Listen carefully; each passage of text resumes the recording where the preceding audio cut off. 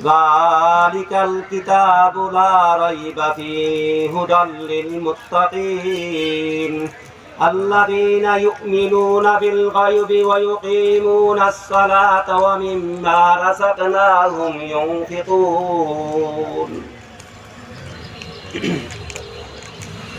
উপস্থিত আজকে গোপন ইউনিয়নের ইফতার মাহফিলের আজকের জনসভার ইফতার মাহফিলের যিনি প্রধান অতিথি জনাব এ.কে.এম. আমিনুল ইসলাম স্যার, যিনি নাসিরনগরের মাটি ও মানুষের নেতা, যিনি জ্ঞান সাপর সর্বজন শ্রদ্ধেয়, আপনাদের সামনে উপস্থিত হয়েছে গুরুত্বপূর্ণ আলোচনা পেশ করবে।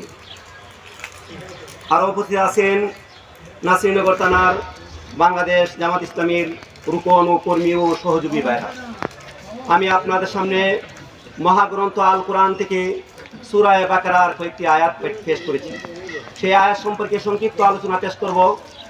আমি মহাগ্রন্থ আল কোরআন থেকে সূরা বাকারার সর্বপ্রথম কয়েকটি আয়াত পাঠ করেছি।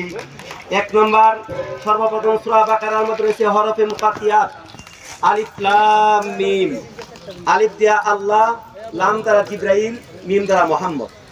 কিছু কিছু আয়াতের ব্যাখ্যা আল্লাহ পাক রব্বুল আলামিন আল্লাহ এবং রাসূলের মধ্যে সীমিত এবং জিবরাইলের মধ্যে সীমিত।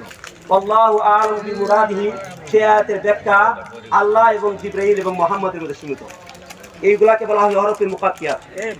আমি মহাগ্রন্থকে আল কোরআন থেকে বলতেছি, আল্লাহ তাআলা বলতেছেন যালিকাল কিতাবু লা রাইবা ফি, ওই মহাগ্রন্থ আল কোরআন যে কোরআন লৌহে মাহফুজ থেকে আসছে, সেই কোরআনের মধ্যে সন্দেহ শুবার অবকাশ নাই।